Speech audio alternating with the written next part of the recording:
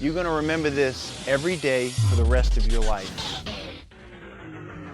If you want to get to a goal, if you want to get to your dream, you got to focus on all the little steps. You have to put in your time. You have to be patient and you have to enjoy the process. Whatever you're doing now, whatever you want to be great at, whatever you want to be special at, I'm sure you maybe already be good at it, but to be extraordinary, you have to do extra. I firmly believe that we are all here for a very specific reason, to do something truly extraordinary. But what are you going to do to get there? Welcome to another episode of the Megna Method Podcast, a podcast that strives to deliver inspiring stories of hard work, perseverance, and a commitment to excellence. Today's guest is the extraordinary coach and fitness entrepreneur, Don Saladino. For over 20 years, Don has coached actors, athletes, musicians, and business executives of all sorts. In 2005, he opened his New York City gym, Drive 495. After operating a gym for 15 years, Don expanded to a global online fitness business. He has developed a reputation for training some of the biggest names in Hollywood for the big screen. Listen in as Marc and Don discuss some great takeaways from their personal climb in the fitness industry, as well as venturing into the entrepreneurial world.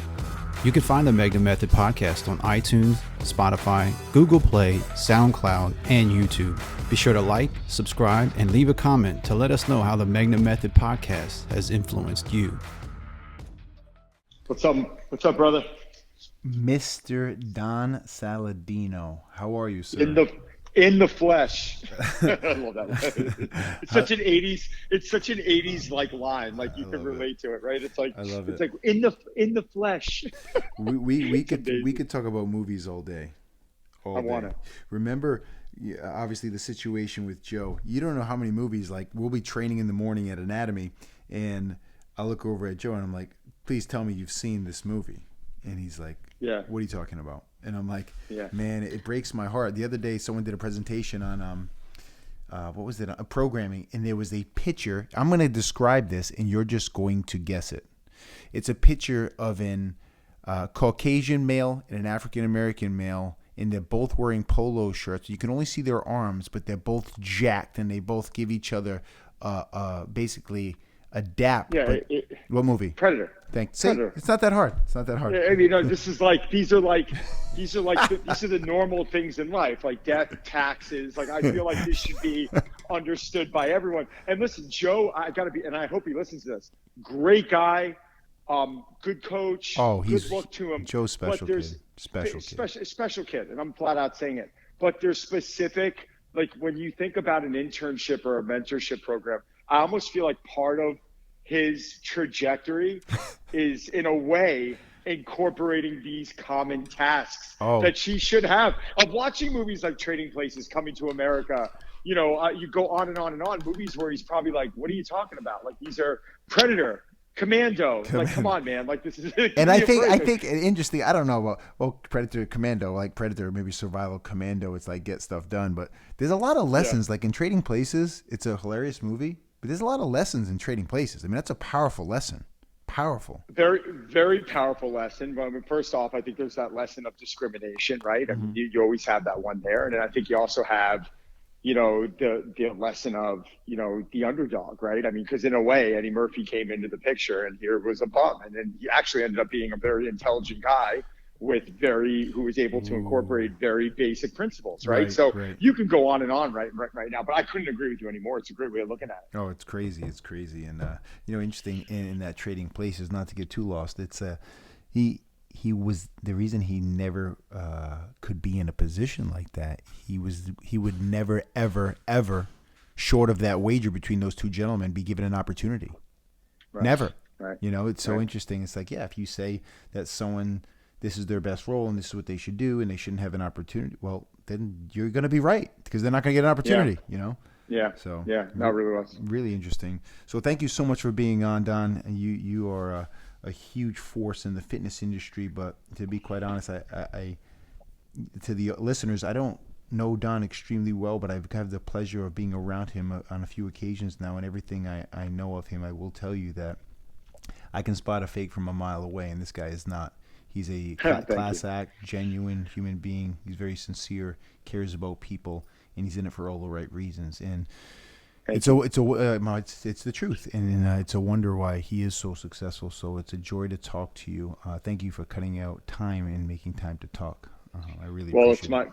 First off, it's my pleasure, and it's been inspiring to see you and your story. And like you saw the other day, I reposted it, and just listening to you in Seattle, and it's so funny because when you get around a group of people like that, you really start absorbing, and it becomes infectious, right? Like you hear Luca talk, you hear you talk, and I threw a post up recently. I tagged in. I don't know if you saw it, but I literally, like, when I got on the plane and I flew home, I was like, I needed this. Like COVID and all the downsides of COVID, but also, everyone's finding some benefits to it. Like, how did we pivot? How did we maybe find new business? How do we find more of a connection with our family?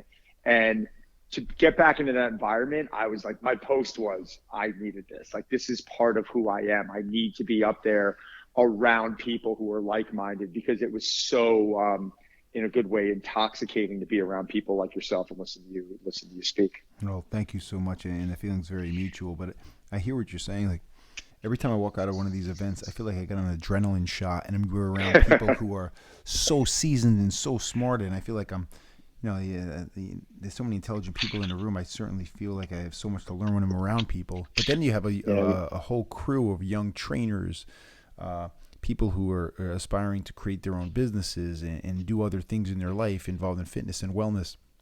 And it just gives me a ton of energy. And I always say, I don't know if I want to go to this thing, but I've been taking on the attitude I have to go to this thing because it's a responsibility. Like Joe, he said he was going before I committed.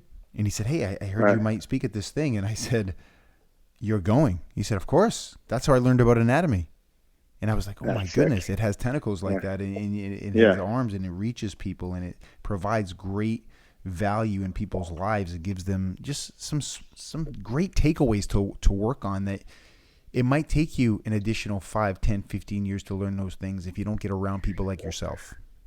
Yeah, I mean, listen, it's this trajectory, right? I mean, you look back 20 years ago for you, and if they threw you into the situation you're in now, like, would you have been able to handle it? Like, I believe that you could adapt, and I would have adapted, but there's just this maturity that comes with just seasoning, right? It's just time. Like, and I see it with a lot of the young trainers who want to jump in, dive into the books, and they're the smartest people on the planet. And I'm like, yeah, man, until you get injured, until you lose your business, until you lose a loved one, until you go through these things, or like when you were turning around talking about that story of sitting in the car with your business partner, right? And you were talking about, like, literally begging. I went through the exact same thing. Oh, wow. And I remember the conversation, like, come on, like, it's a great product. People just don't know about it. I need a little more time. I need a little more time. And thinking to myself, if I lose this is my identity. Who am I? Yeah. What am I going to do?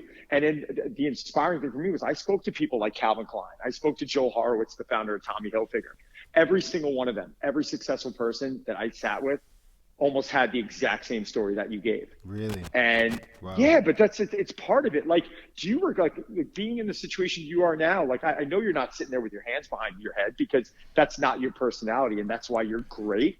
But, like, you don't regret going through that. You don't regret having that conversation. That molded you. That put a little bit more abrasiveness on your arms. Like, you know what I'm saying? Like, that gave you a little bit more padding to be able to withstand that punch going through that. That's a story that you'll never stop telling, hopefully. And that's a story that you needed to happen to get to where you are today. Absolutely.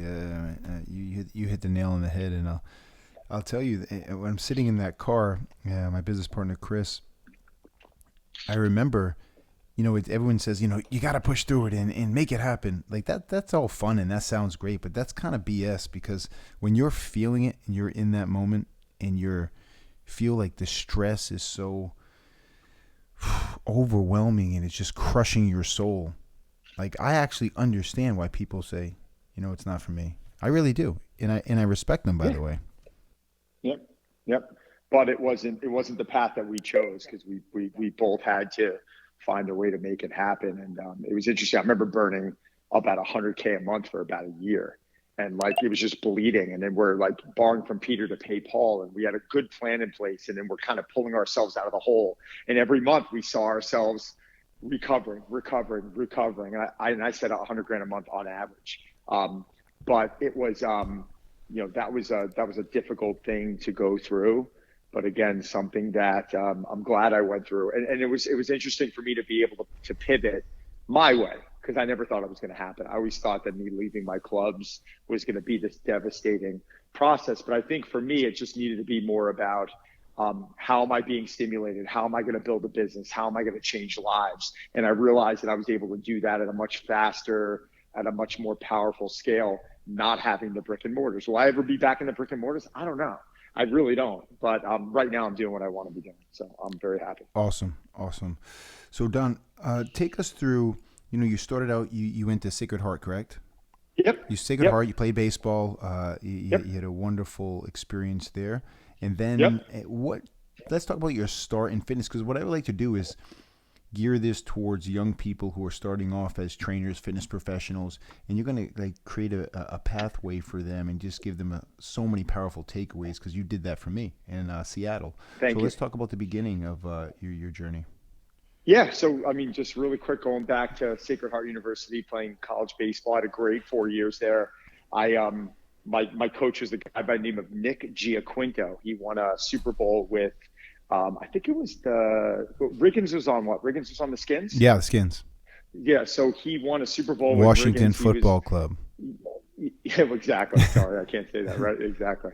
Another conversation. But so he was actually a football coach, played college baseball, and came in and was my 4-year coach, and I captained for him my junior and senior year. Wow. And what I loved about Coach G was his outlook on mental toughness, and him and I bonded so well because he just, he loved that guy who would bleed. And it was kind of funny because it was baseball, right? It's not, we're not talking football here, but there was this work ethic and there was this thing I loved about training, and I love to play. Even to this day, my son, we go to games all the time. We're Met fans, and but coming to the end of my career, I had a couple pro tryouts, and it just didn't really work out for whatever reason. But the entire time, I remember being at one tryout and thinking to myself, like, oh man, like how am I going to be able to train after this? Like, where am I going to find? Like, I'm thinking about the gym, and it just became this incredible obsession where it was just, training was my favorite thing on the planet. And people would ask me questions at my university, and I loved answering them. I didn't even know about a coach. I didn't even know about trainers. I didn't even know they existed. Mm-hmm. But I was reading every book on supplements, nutrition, power, Tudor Bamba, all these people, the periodization, all these different, anything I could get my hands on, I was reading. I was almost minoring in it. And I remember graduating college and turning around and being like, what the hell am I going to do? And taking a few months, and I was delivering light bulbs for my brother-in-law, and I was just doing anything just to make some money. And I remember having a conversation with my mom, and she's like, aren't there these trainers out there? And I'm like, yeah, I heard about this, but they don't make money. And she just smiled, and she's like, don't worry about that. This is in your blood. You're going to figure something out. You've always been good at everything. You will be, she's like, go after this. You're going to be great at it. And it was just, when she said that to me, it was just this switch. Great mom, great mom, great first coach, great mom. She was unbelievable. Listen, back to the age of second grade, she was my biggest support system when I was dealing with stuttering, when I was dealing with, for what I thought at the time was, I did have a hearing problem, but I thought it was a learning disability. It ended up just being that I had a really bad hearing problem. I had to have surgery done. So at a young age, I was really dealing with these insecurities and getting made fun of. And then I realized that physically, I was like, I remember going on the ball field one day, and I was in the 3rd grade, and my dad was playing with me all the time. And I just remember going out there and just kicking everyone's ass and just being coming home and just being like, mom, I was like, I'll never forget. I was like, oh my God, I was so much better than everyone. I'm really good at something. And she looked at me and she goes, you're good at a lot of things. And I just remember, it was awesome. I just remember the feeling that I got from that. You know what I'm saying? When you realize you're good and just being like, I want more of this feeling. I like people watching me. And that was when, and then I saw guys like Mike O'Hearn, who I'm friends with, Frank Seppi, who I'm friends with, on covers. I saw, Arnold, Lou, and I saw that look and almost being attracted to these guys, being like, oh my God, not in a weird way, but just being like, oh my God, these guys are looking a specific way that I want to look like, right? Mm-hmm. And, and then at that point, just, becoming obsessed with it. And I was obsessed with it later on in high school, and then get through college, I was like, after college, it was like, oh, am I going to be an FBI agent? Am I going to be a cop? Like, what am I going to be? And just then jumping into this profession, and it was the best decision that I could have made.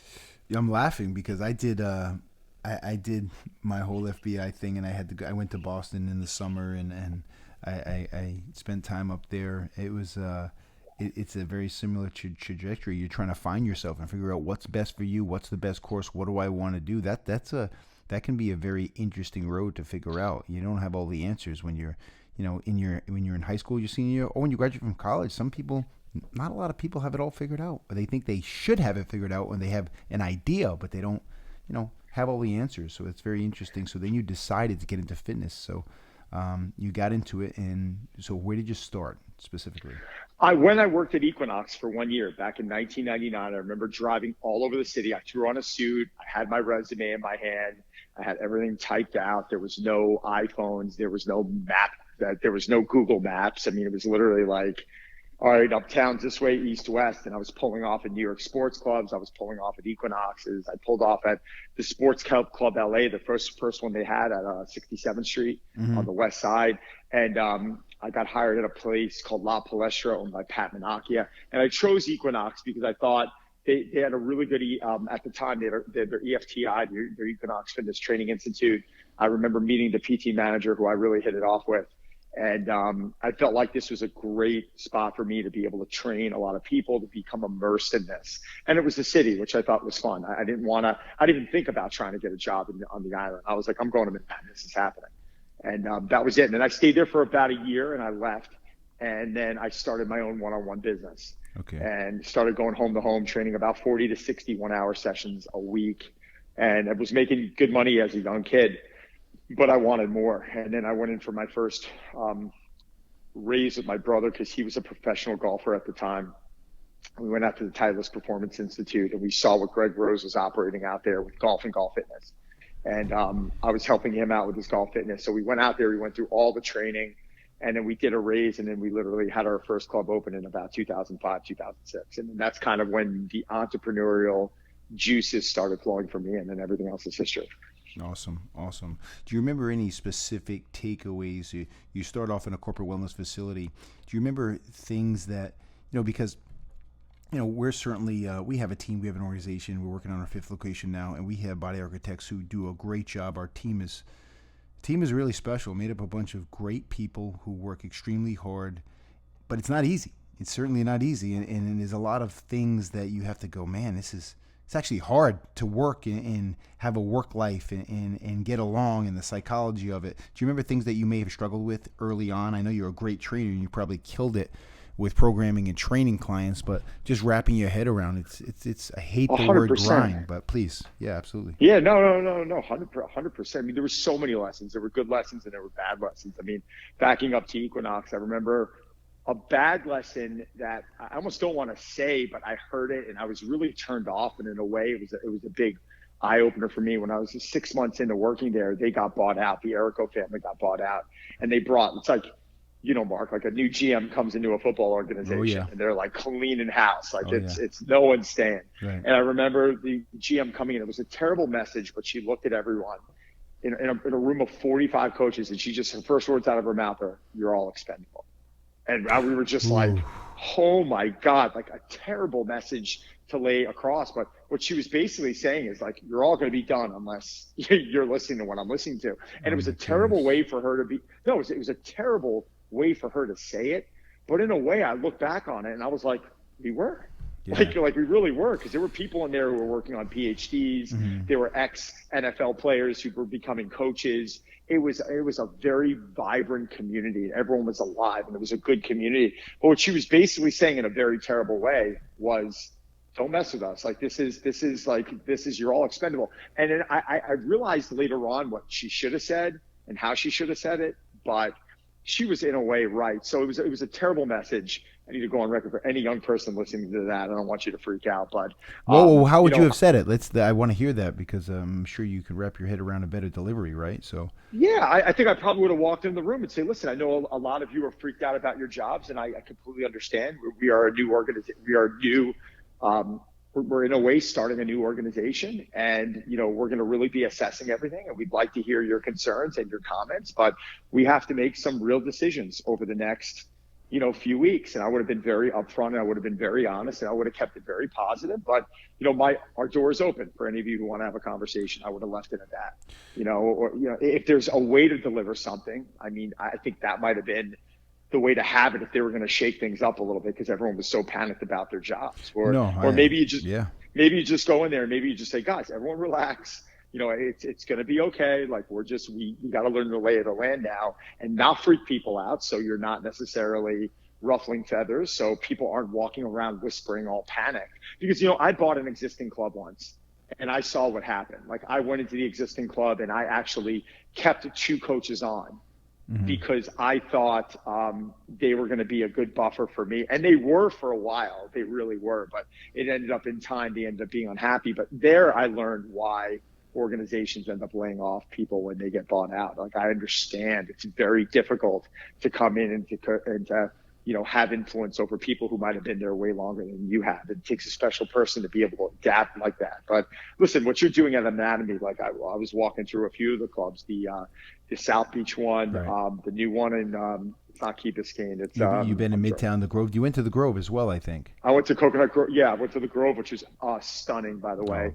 And I was so impressed by the coaches. I was so impressed how, like, in a way, every coach in there, you almost felt like they had a piece of ownership over it, not in an egotistical way, but they were standing there like, yeah, this is our spot and we're really proud of this. And how can we help you? And that, at the end of the day, I think that's, that all starts at the top. Yeah. Well, I'll tell you, thank you for saying that. Thank you for coming by. And I always certainly value and appreciate your feedback and your opinion. And we do have a team of people, not to, self-promote, but they're I say they're great coaches. They're smart. They're knowledgeable. They take the search, but they're just good people, and that is exactly what I'm most proud of. And they do things on a daily basis where they actually look after each other. Now, that doesn't mean they're perfect, but they care about each other, and they want to learn. And if they screw something up, they're like, you know what, I screwed that up, and I'm sorry. And they take responsibility, and I just don't see that a lot. So I'm proud of them. I'm very proud of them. Yeah, you should be. I mean, it's probably... I realized this early on when I had my club open. I was always trying to early on hire the smartest coaches. And then after a while, I said, we can create great coaches, but you can't create great people. Mm-hmm. And it really came down to, like, how passionate are they about this? Do they want to learn? Do they want to make this a career? Like, I wasn't interested in hiring a coach who was like, I'm modeling, or I'm trying to act, and this is just a great way for me to, like, make money. Like, no, I want to hear that. Not necessarily that you want to be a trainer your whole life, but that you want to be in this industry your whole life, and this is part of the stepping stone that you have to take. Oh man, I would ask you to say that again. Please say that again. I mean, that was super powerful. It is. Please. Thank you. Yeah, no, I like I said, it was, I want people to want to take ownership over what they want to do in the fitness business, in the sense of, like, maybe you don't want to be a trainer your whole life, but I want to be in this industry my whole life. Right. And when you're going into work for someone like yourself, I think and I already know that's what you look for, because you make better coaches. You will turn these coaches, like Joe, for instance, good coach. What I love about him is that he wants to learn. He sat there, he paid money out of his pocket or whatever it was. He got himself out there on a day or two where he could have been off, hanging out, relaxing at the beach. But no, that's what I'm impressed about these seminars. Like, you show up to these seminars, trainers work hard, right? Yeah. Like, all week long, we're cranking. Everywhere the hours are scattered. It's early morning, it's late night. It's like you're living and dying by that session. And then they're taking that money and these courses aren't inexpensive, but the money that they made all week long, think about that. Their salary from the week, they're paying for a plane ticket. They're paying for a hotel room. And they're paying for a course. So they're basically just investing all their money from that week or two into this experience, where they're going to become better because they want more. To me, that says a lot. I could care less about the certification. Obviously, they need to have it. I want to know, well, how much continuing ed have you done? Like, are you constantly taking courses? And suddenly they're like, yeah, like last year, like I went to 6 different courses, and I'm like, well, tell me about it, right? And I want to sit there and I want to hear about that experience. What'd you get out of it? What did you dislike about it? And then you start picking up on a lot of things from these coaches, and that's how I would deal with the hiring process after the mentorship program. 100%. I mean, I think it's so important that, you know, we pride ourselves, like we're in the fitness business, and not to sound too catchphrasy, but we're really in the people business, and I get the most joy out of developing the people on our team, and our leadership trying to develop the team. So, you know, they're doing presentations, they're doing public speaking, they get up in front of the groups, they're teaching, they're leading, they're taking responsibility, and all the things that they have to do is helping them become a better person, which translates to be a better professional, which in turn becomes a more productive person on your team. And like people like Joe is great. We have so many people, Jacqueline Kaysen, all the instructors, Brandon Price, they're just unbelievable savvy people. We got a young kid in the Coconut Grove, Mason Pope. I'm just so proud of him because they take it so serious. Like, it's, as you said before, it's not bad to, you know, do something and kind of dabble in fitness. I think that's wonderful. I just think it's really hard for me to go into an operating room and sit there and say, what did you do last night? Well, I was bartending at this super cool restaurant bar, but now I'm going to do heart surgeries. Are you okay with that? Because I'm part-time. I mean, that scares the hell out of me. Like, I want someone who's all in, and this is their life, and they wrap their head around it, and they have a wealth of knowledge, but then they have a curiosity for how to add more value to the fitness and wellness industry in general. So 100%. And Jacqueline Kaysen, you just mentioned her name. She was one of the people that kind of popped out of the woodwork when I was down at the Coconut Grove location. And next thing you know, we're taking pictures and we're exchanging information, and rock star. But she was one of the people I was thinking about when I was saying everyone's walking around there almost with that sense of pride, that sense of ownership, and it was really terrific to see. Yeah. Well, that Coconut Grove team, Jacqueline's incredible. She's been with us since day one, and someone made a joke. It was her 7-year anniversary with Anatomy, but she walked over to me and said it's actually 15 years that I've been with you, and we've been working together. So we've been on a long road together, and she's come such a long way, man. From being a beginner in training, and then she developed into a world-class trainer, and then a group fitness instructor, then leading group fitness, and then creating a group fitness program with like over 100 classes a week at all our locations. She does special things, man. And then Don, she brings crazy energy, like all the time. Yeah, all the time. It's really special. No, she's a good coach. I saw that, and the fact she's there 15 years, I mean, it says a lot too, because she's happy, right? And that starts from the top. But you know, it's just terrific to hear. That's a rarity, by the way. You don't hear that much. So. Oh yeah. So tell us what you're doing now, because when you got on stage, one of the things that I was really impressed with, even at your level, Don's a guy he's been on covers, he's been on TV shows, talk shows. He's trained celebrities of all kinds, athletes of all kinds. He's done it. You name it, he's done it. But you also make time to give back and help people who maybe can't afford it, and you're not so concerned with the money. You just want to help them. Yeah, you know what? I think, in coaching, the money end of it, listen, it's going to come. You're going to, if you have a good business sense, and I pride myself on my business sense. So, as of right now, since I've exited from my clubs, I opened this barn in my backyard. I went to construction for about 6-7 months, built this 2,000 square foot, like multi-level facility. It's the equivalent of a commercial grade gym. It's about 60 feet from my back porch. So I'm jealous, and I want to come up there and get a training session in. Listen, when you come up here, I'll bring a videographer in, and we'll crush it, and we'll have some fun. That'll be awesome. I could chase you around on the rower a little bit, because I know you're pretty good on that, so we can have some fun with that. But that'll be brutal. But yeah, so I think from a digital standpoint, I really kind of took a deep dive in with a lot of these brands I've been working with for some of them up to a decade, and I've really been able to add a lot of value on helping them build their business from a wellness standpoint, from a digital marketing standpoint. And these are companies that I believe in, and that I really feel like work really well with my community. And my community right now is probably about 10,000 deep. And they either subscribe to my challenge, they subscribe to my app, or they just download programs globally that I have, but they're like reoccurring. So it's a lot of work on my end and my team's end to constantly be shooting content. Our social media schedule, our calendar, people on the back end trying to figure out, constantly just trying to deliver that new message. But every single day, I'm probably giving a few minutes to someone.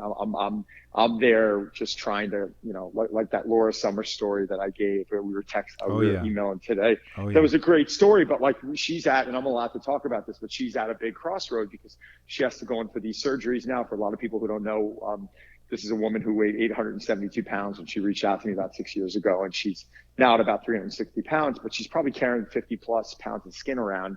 And we unfortunately, we have to have that removed, and her body's not losing any more weight because her cells are keeping alive her energy of her body's keeping alive around all this weight and these rashes and all this crazy stuff. So, this is something that I never had experience with. So we're suddenly calling my brand partner Thorne, and they're getting us on the phone with specific functional medicine doctors, and Dr. Gabrielle Lyons helping out. And then we're finding specialists in Chicago, and we're bringing her to these specialists now. And then it's this whole process of trying to, allow this woman to pivot so she can live a normal, healthy life. And, unfortunately you can't help out every single person that reaches out to you, but if you have the ability to help, you should help, and you should do it for the right reason. And it shouldn't be to tell a story. I wouldn't even sit here and tell you most of the stuff I would do, because, that's for almost me to help them. I'm not trying to do that for recognition. Right. But, I do think it's really important. And I'm sure you're the same exact way. And well, it's interesting that no matter what happens, no matter who I train, it's always the most fulfilling when it's kind of like maybe it's a young man who, I trained a couple of young men who don't pay for training, and the reason I chose them is because I actually know a lot about them, and it was time. I've been so blessed and fortunate.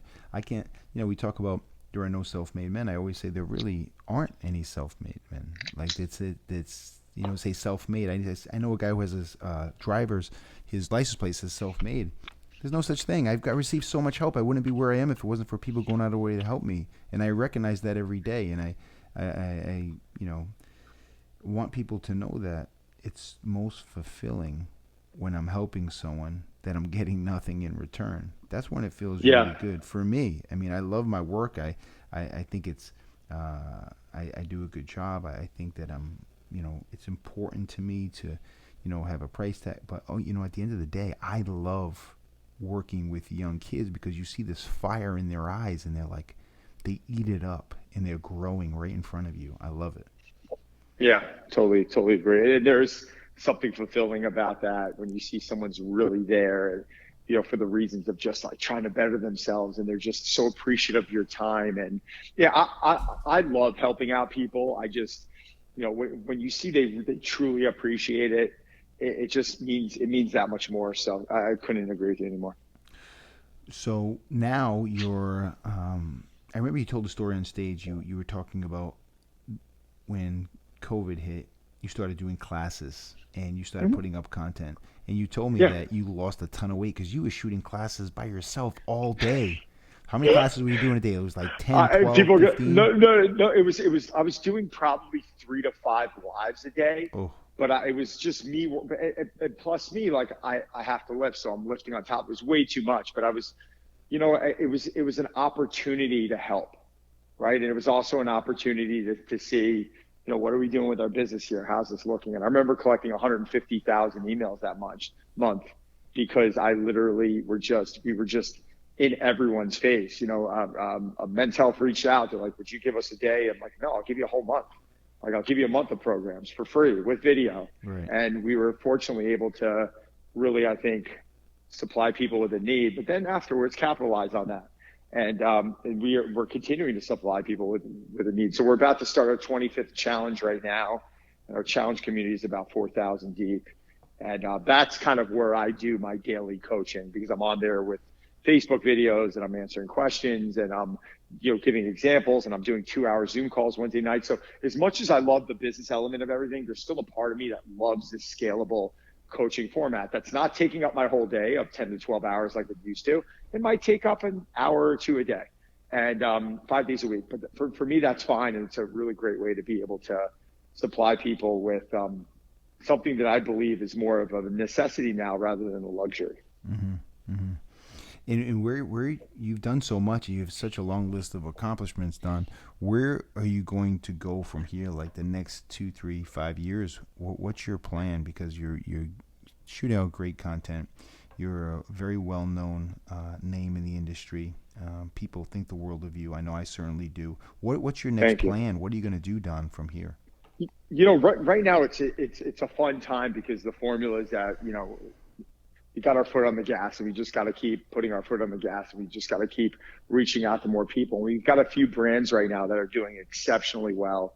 One's called Halo Hydration, and I'm really excited to see what we do in the next year or two. We just expanded into 1,400 Walmarts, so that's been awesome, and you know, it's growing, and so things like that with the business end of it, it's just been a lot of fun. So yeah, I mean, I'm one of those guys who always had a business plan, and it was always like that start at the finish format. But over the last 5 years, everything that we kind of predicted was wrong in a way. Like, okay, well, we were going to do this. Oh, COVID hits. All right, I'm re-signing my lease. No, we're not. Better. And it's just, sometimes you want to go in there with this plan, and the man upstairs has a different path for you, and you just got to go with it. So it's gotten to the point that since I've been planning a little bit less, things have been going twice as well. Mm-hmm. And I think my goal right now is to just continue to be passionate at what I'm doing. Like, involve myself in things that I truly believe in. Like, I'm not going to go work with a company that I don't believe in. Like the other day, we just did my fourth run up the Empire State Building, but we did it with On Running, which is a company it's the fastest growing sneaker company in the world. I've been working with them for 4 years, and we did a huge charitable component for equity designs, which is incredible. It's going to the inner city youth, and we raised about $20,000 for that. This month, I'm doing a challenge on behalf of Blake Lively, my client, and I'm donating $10,000 to the Child Rescue Coalition, and we're probably going to end up raising around another $10,000. So hopefully the number's 20 grand. So we're doing a lot of stuff for charity. We're doing a lot of stuff with some incredible people, some incredible companies, and we're making a difference. So right now, my business plan is to continue to have fun, continue to love what I do, continue to build.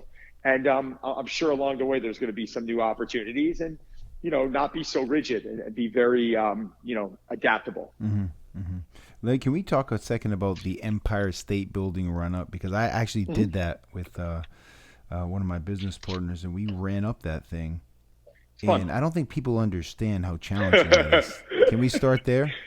Explain to the audience on what it consists of, please. Yeah, so it's basically 86 flights, right?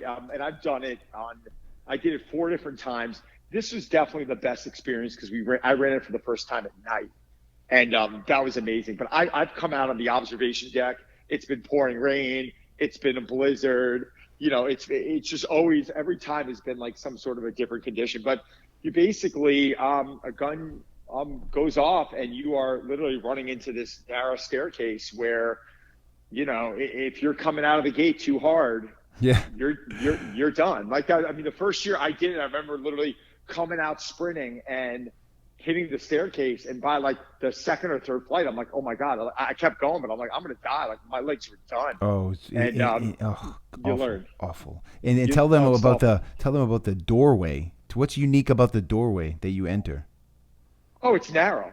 It's narrow, but what's around the doorway? Oh, I didn't even notice. Padding. Oh, you know, I didn't even notice it. They pad the doorway because so many people try to go in first. You could like break your face on the side of it. They pad it. They did it differently. Really? They did it differently this year. What they did was they had 10-second timers. Okay. And they would have you go off in groups. Okay. So I ran with David Kilgore. David's my buddy, who's one of On Running. He ran like a sub 220 marathon. Oh my goodness. 38th he finished 38th in the marathon this year. He didn't even run a great time, but 38 out of 33,000.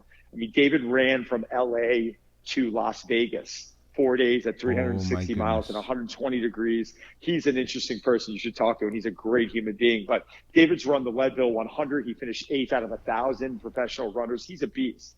And David like a went off beast. 10 Oh my beats, God. but David went off 10 seconds before me. So we're in line, and they're like, go. And there's one person running in. Oh, okay. The second he hit the doorway, I never saw him. I think I saw 3 people the entire way going up. But it was really nice how they did it this year. But in the past, 100%, you're running into that doorway and you're bumping into people, and people are hitting you. And it's really, it's much, much different now.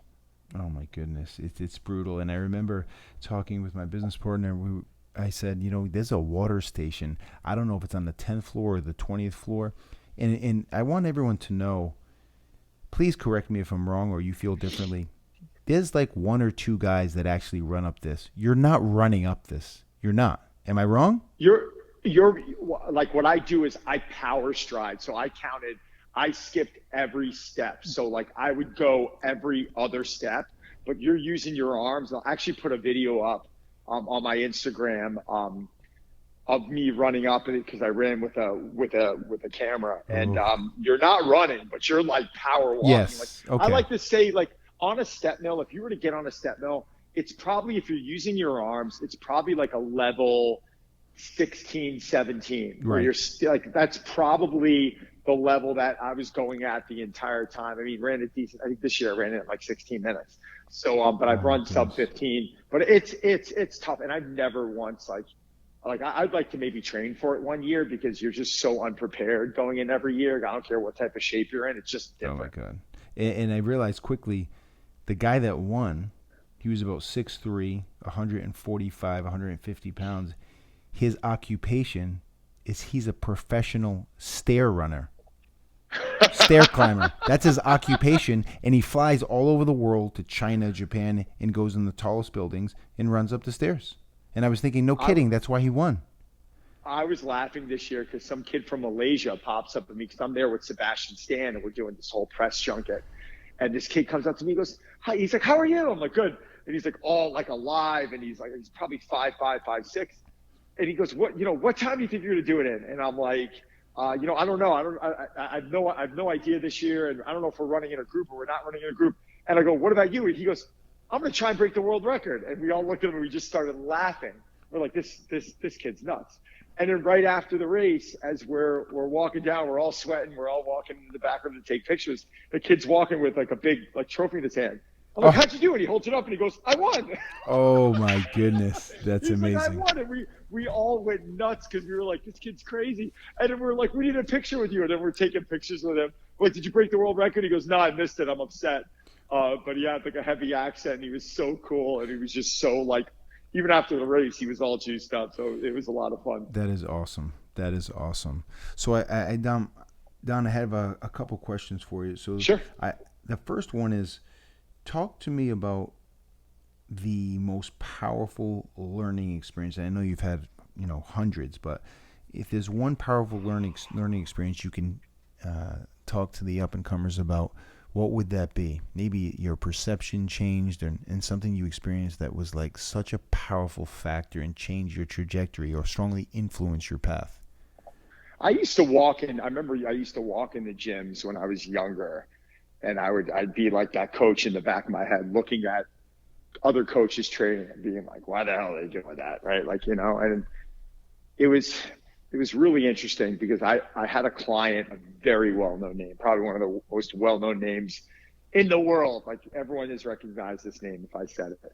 And I remember him sitting down with me, and he was paying me a lot of money at the time. And he said, listen, I respect what you're trying to do with me. You come highly recommended from all these people, and I love it. And thank you. And I love the screening process, but this is what I want to do. Mm-hmm. Okay. And you're either going to walk me through it, or I'm going to find someone else who could take me through it. And I looked at him. I said, all right, well, can you explain to me what you want to do? And he explains. And everything he said was fine. It was a little off the beaten path. I said, that's no problem. I said, can we make one quick deal? And he goes, what? I go, can you get in here 5 minutes before the session and foam roll? And in the beginning of every session, can you give me 5 to 10 minutes max for me just to get you moving a little bit so your body feels okay? And he goes, deal, done. And I kept him for 3 years before he ended up moving. Oh, that's and awesome. the lesson for me is never go into a facility now and think you understand why that person is doing what with that person. One of my closest buddies, one of the smartest running mechanics coaches I've ever met, Derek Hansen. He's a savant, a tremendous coach. I saw him at my club working with someone, and they were doing a lot of benching. And I remember looking at him and going, "What's with the benching?" He goes, "It's all he wants to do. And I just want to keep the guy moving. So I'm trying to mix him in to do things that he wants to do, making sure he gets enough pulling. But he's stubborn. This is what he wants to do." And I understand as a coach, you have to turn around and you got to educate and you got to inspire. But build a little bit of trust early on. Build a really, really, really quick story. A client came into me and goes, "I want to just do TRX." And I'm like, "Okay, the TRX is fine, but it's a tool." So rather than me saying no and try and talk him out of it, I did a lot of TRX work with him for the first month. And then he turns to me and he said the magic words, "I love what you're showing me. What else do you have?" Yeah. And the next thing you know, then we started getting a little more, we start getting a little more diverse. Then I start mixing in the things that I want to mix in. Like, this isn't brain surgery here, but as a coach, sometimes you got to give a little to get a lot. And it's like, all right, fine. So I did TRX workouts with the guy for 1 month. I have nothing against the TRX, but all TRX work, maybe I use it as a tool, or maybe I use an inverted row, or I use a tool here and there. At that point, we probably hardly ever used the TRX again, because there were so many other things that we like to implement. The next thing you know, he's doing kettlebell work. We're doing med ball throws. He's doing a lot of unilateral work, which he never necessarily want to do. His body developed. He started feeling better. So I think that was probably the biggest takeaway. Don't judge. Don't assume and think just by walking in, because there might be a story behind that. And I think from a training standpoint, that was one. And then from the business standpoint, until you are sitting in the owner's chair, don't think you can do the same thing, and that's judge. Marc's got to make decisions behind closed doors that no one knows about. Don at one point had to make, decisions behind closed doors that no one knows about. And it's very easy for you to sit there and point the finger and criticize and say, "Oh, I would do it differently. I'd do it better." It was that story I think I told it in Seattle about the golf pro that came up to me and goes, "I don't agree with how you're doing things." I go, "Interesting. Come to my office. Let's talk about it." Mm-hmm. And he goes, "You should have all of your golf pros in matching golf shirts. They're getting dingy and you need to upgrade them." And I said, "You're 100% right. I would absolutely love to do that. But I just blew my AC. My entire unit's down. It's going to cost me $15,000 with a company called Concept Air. And it's August. So this is our slow month. So I've got a priority right now. Would you like me to put the AC on hold and put a little bit of that money into the shirts and hold off on the AC because I don't have all that money right now? Mm-hmm. Or do you think we should prioritize the AC, and I could trust you guys that you wear nice looking polos, and then when we can get around to it in the fall, we could talk about getting you guys in proper gear?" And he just kind of stared at me. So, but up until then, it was eating at him because he was like, he knew better than me. He wasn't sitting in my seat. Right. He wasn't sitting in your seat. It's very easy to mock or criticize what we don't understand. And most of the time, they don't really understand. Now, there's just poor business decisions, and I accept that as well. There aren't always people thinking the way that Marc thinks or Don thinks, but I think giving people the benefit of the doubt is a big lesson to be learned. Yeah, absolutely. And it's easy to. I always say, people will often give you advice on things that they will never, ever, ever have to deal with the circumstances or the outcomes. That's easy to do because you don't have to deal with it. Yeah, of course you can do that. But if I said, okay, now it's all yours, and you're responsible for everyone, and try keeping a positive energy in a company organization moving forward in the most enthusiastic, positive way. And it's like, I never considered that. I say, yeah, because it's not the New England Patriots. It's not Morgan Stanley. It's a training facility that brings uplifting energy and health to other people. It's completely unique and different. And all the things that other people can tell me, it's great. I love advice. I love feedback. I want to learn as much as possible. I always want to listen in and learn something, Don. But at the same time, this is very unique. If you haven't done this before, you don't understand all the variables. I always say the training is, I had this conversation with Jacqueline Kaysen this morning. I said the training is actually the easiest part. And I know it's not easy. And I know program's not easy. That's not my point. My point is the psychology of it and the people you deal with and how you deal with each one accordingly. That takes years and years and years of reps because there's other factors involved. health, exercise, the way dysmorphia, the way they view themselves, their self-image, that's completely different from numbers, finance, real estate, medical, like a medical device. That's different. You need reps and you need to be in it all day to understand what's going on there. 100. I mean, couldn't have said it any better. Well done. Thank you. The last piece of advice is, for our listeners, we have a lot of young fitness and wellness professionals. You're going to get an opportunity to give them you've been giving them advice the whole time, so thank you so much.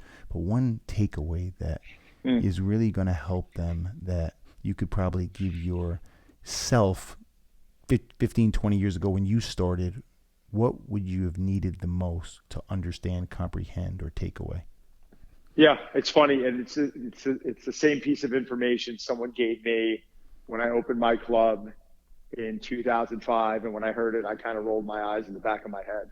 And there's actually two pieces here. One is, no, you know what? We're just going to start with this one. It's be patient. And I think combining being patient with a lot of the fluff that's going on out there, because what's happening to a lot of these listeners is that they're going to social media, they're seeing that perfect ab shot, they're seeing that perfect person that's running that business, and they're like, oh my God, look at how great this looks. Like, this is the life I want to live.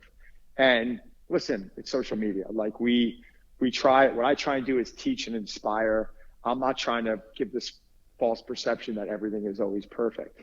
So don't be muffled by all the outside noise. Stay in your lane, be patient with the process, and just go in there and be great today. If you're starting as a new coach at Anatomy, your goal today is to wake up, take a shower, dress to impress, go in there, and just like someone was paying you $1 million today. Literally, like, I want you to just walk around, and I want people to remember you by your energy, by your kindness, by your willingness to learn. Don't think about, oh, I've got to build 40 clients a week, or, oh, I got to, like, yes, we know you have to pay your bills, but focus on the process of being awesome today.